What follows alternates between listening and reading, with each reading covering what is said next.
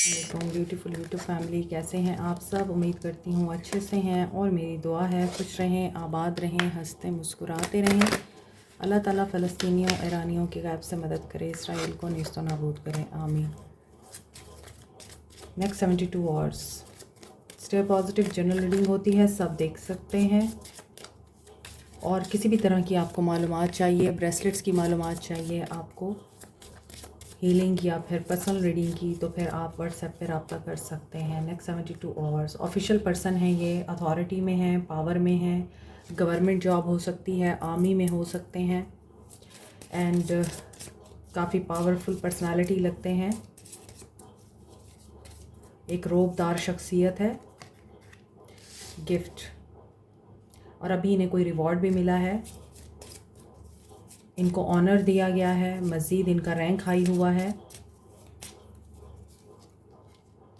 Poverty, ये भी हो सकता है कि ये एक ऐसे बैकग्राउंड से बिलोंग करते हैं जहाँ पर इनको बहुत सख्तियाँ झेलनी पड़ी हैं, और ये भी पॉसिबल है कि ये जहाँ काम करते हैं वहाँ से इन्हें कोई रिवॉर्ड मिल रहा है, अथॉरिटीज़ की तरफ से इन्हें कोई गिफ्ट मिला है। फाइनेंशियल सिस्टम वो बेहतर हो सकता है, बेहतर हो रहा है, क्योंकि ये बहुत ज़्यादा डिस्पेयर में रहे हैं, काफ़ी मुश्किलात झेली हैं। ऐसा लगता है कि अथॉरिटीज़ इनको रिवॉर्ड देने वाली हैं।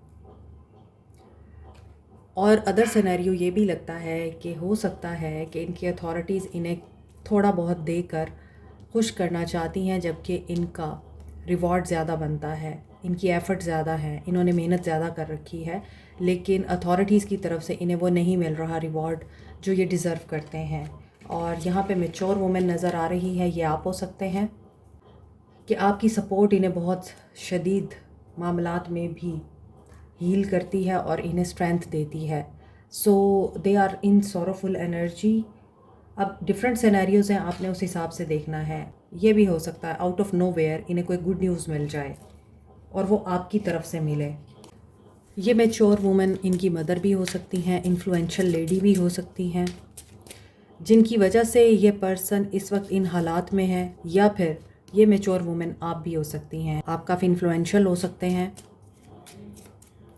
और ऐसी कोई लेडी इनको स्ट्रेंथ देगी। नंबर 22, 17, 37, 32 और 6 इम्पॉर्टेंट है। 37, 32 एंड 22 एज हो सकती है, 17 एज हो सकती है, नंबर 6 और 17 डेट हो सकती है। Feelings 72 hours. मालिका of cups, as a queen of cups you are being very sensitive and as a mother you are being very caring. सब्र, आप सब्र में हैं, आपका सब्र आपको रिवॉर्ड देगा। आप इंट्यूटिव हैं, इमोशनल हो रहे हैं, उदास नज़र आते हैं, वेटिंग कि आपको डिवाइन हेल्प मिले, डिवाइन गिफ्ट मिले, अल्लाह की तरफ से आपके साथ इंसाफ हो, और ये इंसाफ हो रहा है।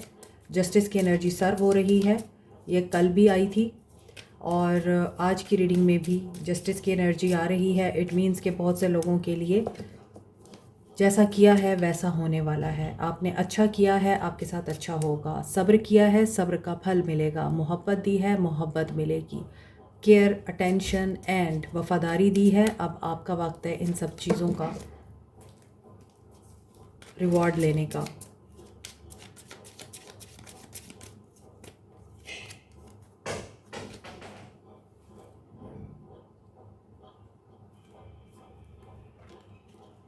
मालिका ऑफ सोर्ड्स, 2 क्वींस हैं। There is third party situation. Mother influence बहुत स्ट्रॉन्ग है, या तो इनकी मदर जस्टिस करेंगी अब आपके साथ, या फिर आप इनकी मदर के साथ जस्टिस करेंगे। आपको वो फ़ैसला करना है जो सबके लिए बेनिफिशियल हो। आपको वो फ़ैसला नहीं करना जो सिर्फ आपके लिए बेनिफिशियल हो। Yes, this person is married already और आपको भी इनसे मैरिज करनी है। आपको सब्र करना पड़ेगा फिर।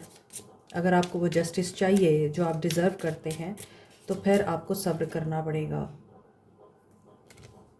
आशिकन, ये पर्सन 2 लोगों में स्टक है, या ये पर्सन 2 लोगों के साथ मोहब्बत करता है एट द सेम टाइम। एक आप हैं और एक इनकी वाइफ हो सकती हैं, या एक कोई और है अगर आप इनकी वाइफ हैं। और ये भी हो सकता है कि दोनों ही बीवियां हैं इनकी और ये दोनों से प्यार करते हैं।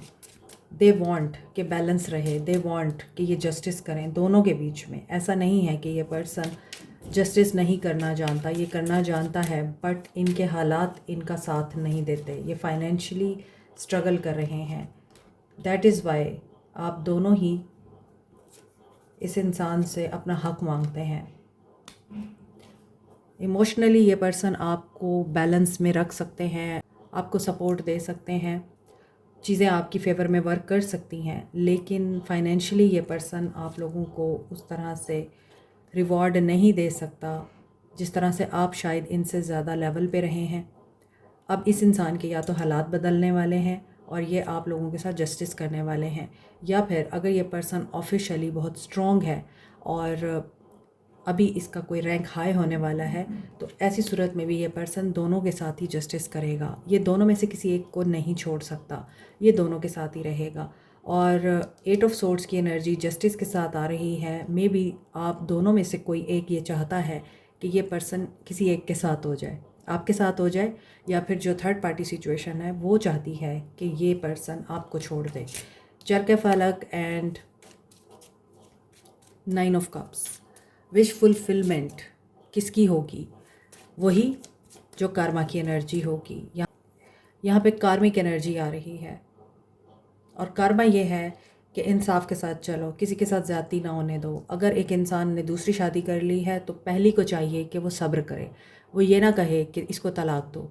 अगर एक इंसान ने दूसरी शादी करनी है और पहली ये चाहती है कि ये शादी ना करे, तो दोनों ही गलत हैं, क्योंकि एक इंसान अपने हक पे, राइट पर शादी कर रहा है, वो हलाल काम कर रहा है। ना तो पहली बीवी अपने शौहर को रोक सकती है शादी करने से क्योंकि हमारे दीन में है, और ना ही एक इंसान ने दूसरी शादी कर ली है तो पहली उसको कह सकती है कि तुम इसे छोड़ दो, या दूसरी उसको कहे कि तुम पहली को छोड़ दो। ये तमाम नोशंस गलत हैं। अगर आप ये करेंगे, आप एक इंसान को मजबूर करेंगे कि वो दूसरी के साथ या पहली के साथ ना हक ना इंसाफ़ी करे, तो यू विल बी सिनफुल। आप अपनी उन ख्वाहिशात का खमियाजा भुगतेंगे आगे। अगेन यहाँ पे व्हील ऑफ फॉर्चून आ रहा है और जस्टिस की एनर्जी भी आ रही है। तो कार्मा बहुत ब्रूटल है। कार्मा इज़ अ बिच। ये जब आपको काटता है ना, तो फिर कोई इंसान भी आवाज़ निकालने के काबिल नहीं रहता। तो बेहतर है कि इंसान अपने अच्छे कर्म फैलाए, अपने अच्छे कर्मों से इस दुनिया में अमन, प्यार और पीस मेंटेन करे, क्योंकि ज़िंदगी ख़त्म होने वाली है, दुनिया ख़त्म होने वाली है। क्या करना है आप लोगों को? एक इंसान के पीछे पागल होकर क्या करना है आप लोगों को? एक दूसरे की बैक बाइटिंग करके, एक दूसरे के बारे में गलत सोचकर, एक दूसरे के ख़िलाफ़ साजिशें करके क्या करना है इस दुनिया ने? अब हम एंड ऑफ टाइम की तरफ बढ़ रहे हैं। अब तो बहुत से लोगों को ये चीज़ समझ आ जानी चाहिए कि दिस इज़ नथिंग। आप जिन चीज़ों के पीछे पड़े हुए हैं वो कुछ भी नहीं है, वेस्टेज ऑफ टाइम है, वेस्टेज ऑफ एनर्जी है। अब यहाँ पे ये जो सिचुएशन मुझे दिख रही है, इसमें ये पर्सन पिस रहा है सैंडविच की तरह कि मैं क्या करूँ, मैं कहाँ जाऊँ। या तो इस इंसान की मदर इस इंसान को खुश नहीं रहने देती वाइफ के साथ, या फिर ये इंसान ऑलरेडी दो औरतों में स्टक है और दोनों ही एक दूसरे के साथ रहना नहीं चाहती और ना ही इस इंसान को सांस लेने देती हैं। दोनों को ही ये इंसान मुकम्मल चाहिए। हालांकि ये बात समझने वाली है कि अगर वो इंसान आपका होता तो वो दूसरी क्यों करता। इसलिए थोड़ी सी अपने फ्लॉज भी देखने चाहिए। और अगर एक इंसान ने सारा कुछ लुटा दिया है फिर भी सामने वाला इंसान दूसरी के पास चला गया, तो इसमें आपका कसूर नहीं है, इसमें उस इंसान का कसूर है कि उसको आपकी वफ़ाएं मोहब्बतें कम लगती थी, तभी वो दूसरी के पास गया, तीसरी के पास गया। क्योंकि एक इंसान जो ये करता है वही बता सकता है उसे आप में क्या नज़र नहीं आता, जो उसे दूसरी में नज़र आता है, तीसरी में नज़र आता है, मल्टीपल औरतों में नज़र आता है। सो यहाँ पर ये चीज़ कि अपने आप को ब्लेम करना ये भी गलत है। आपका कंपैरिजन किसी के साथ नहीं है, आपने अपना 100% दिया है। लेकिन अगर एक इंसान ने आपके साथ ऐसा कुछ किया है तो definitely this is karma and you have to face it, you have to accept it. इसमें अल्लाह ताला ने आपको क्या सिखाना है, आपने वो सीखना होता है। मगर मोस्टली लोग क्या करते हैं, अगर उनके साथ कुछ गलत हो जाता है, कुछ बुरा हो जाता है और उनके पर्सन्स ने शादी कर ली दूसरी तीसरी, तो वो इस कदर स्टक हो जाती हैं इस चीज़ के साथ, क्योंकि उनको ऑनरशिप अपनी जाती हुई दिख रही होती है। वो चाहती हैं कि बस ये छोड़ दे, उसको ये छोड़ दे, ये चली जाए, हमारी ज़िंदगी से चली जाए, थर्ड पार्टी चली जाए और थर्ड पार्टी रिमूव हो जाए, चाहे वो फर्स्ट वाइफ है चाहे वो सेकंड वाइफ है। हर इंसान ये चाहता है कि ये बंदा मुझे मुकम्मल तौर पे मिल जाए। उनको ये बातें समझ में ही नहीं आती कि अगर ये इंसान आपका होता तो ये आपको छोड़ के जाता ही क्यों किसी और के पास। आप किसी ऐसे इंसान के पीछे क्यों अपने आप को हलकान किए जा रही हैं जो आपका है ही नहीं। वो उसको छोड़ भी देगा तो भी तो फिर चांसेस हैं कि किसी और के पास चला जाएगा। तो आपको ये बातें अंडरस्टैंड करनी है। आप लोग जड़ को नहीं पकड़ते, आप लोग सरफेस पे रहते हैं। जो इवेंट हो गया है बस आप उसी के ऊपर ही स्टक रहते हैं, जबकि आपको ये समझना चाहिए रूट काज कौन है, आपका पर्सन। वो सही होता तो ये सब कुछ होता ना होता ना। सो यहाँ पे किसी की विश फुलफिल हो रही है और ये इंसान के नेक्स्ट 72 आवर्स में क्या सोच रहा है। वो तो जस्टिस करना चाहते हैं। वो चाहते हैं आप अपने गार्ड डाउन कर लें, आप अपनी कंडीशंस को कम कर लें, हल्का कर लें, आप उनके ऊपर रहम कर लें और आप उन्हें वो सब करने दें जो वो करना चाहते हैं। आप उन पे ट्रस्ट करें। वो तो ये चाहते हैं। और वो तो ये चाहते हैं कि जो कुछ उनकी ज़िंदगी में हो रहा है, आपका एक ख़ास मकाम है, आप उस मकाम से नीचे ना गिरें।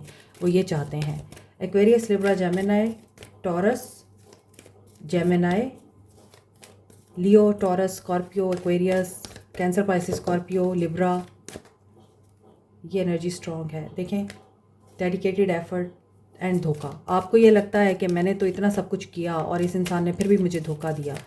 यहाँ पर इनकी वर्क प्लेस पे इनके साथ कोई धोखा हो सकता है, जो यहाँ पे मुझे रीडिंग में नज़र आ रहा था कि हो सकता है कि इन्हें इनके रिवॉर्ड के मुताबिक नहीं दिया जाएगा। जो ये डिज़र्व करते हैं इन्हें वो नहीं मिलेगा। इनके साथ धोखा हो सकता है और अथॉरिटीज़ इनके साथ कर सकती हैं और इन्हें ये फ़ील हो सकता है कि इनको हीलिंग चाहिए और ये फिर भी होपफुल दिखाई देते हैं और इस होप में ये पर्सन अल्लाह की मर्ज़ी समझ के सरेंडर कर देगा।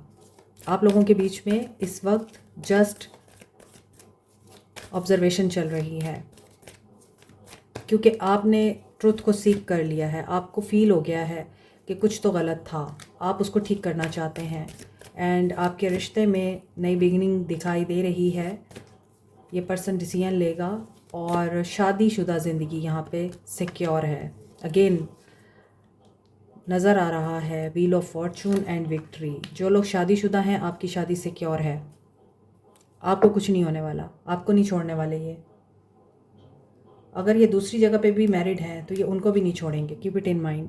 उनके साथ वक्ती पॉज आ सकता है लेकिन ये करेंगे बैलेंस ही, नहीं छोड़ेंगे।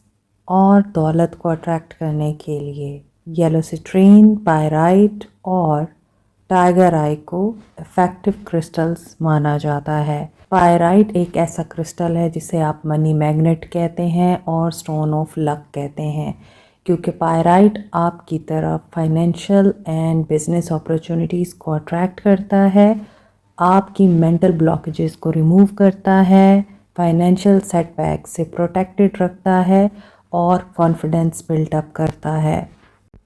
इसी तरह येलो सिट्रीन अच्छी इन्वेस्टमेंट को और गुड लक को अट्रैक्ट करता है, आपके इम्यून सिस्टम को बूस्ट करता है, नेगेटिविटी और एंजाइटी को रिमूव करता है। टाइगर आई आपको बूस्ट करता है, कॉन्फिडेंस देता है और बेहतर फाइनेंशियल डिसीजन लेने में आपकी हेल्प करता है। दौलत को तो अट्रैक्ट करता ही है। Keep it in mind, crystals are nothing. ये सिर्फ like a medicine, like a therapy आप लोगों को हेल्प आउट करते हैं, क्योंकि ये क्रिस्टल्स जिस कॉम्बिनेशन से बनते हैं वो कॉम्बिनेशन ऐसी एनर्जी या वेव्स एमिट करता है जिसकी वजह से आपकी तरफ अट्रैक्ट होती है अबंडेंस, प्रॉस्पेरिटी और गुड लक। क्रिएटिव नज़र आते हैं और ये खुश रहना चाहते हैं बैलेंस में। आपको रीच आउट करने वाले हैं ये। मोहब्बत में तो बड़ी कुर्बानियाँ देनी पड़ती हैं और ऐसा लगता है कि ये पर्सन आपसे कुर्बानी डिमांड कर रहा है।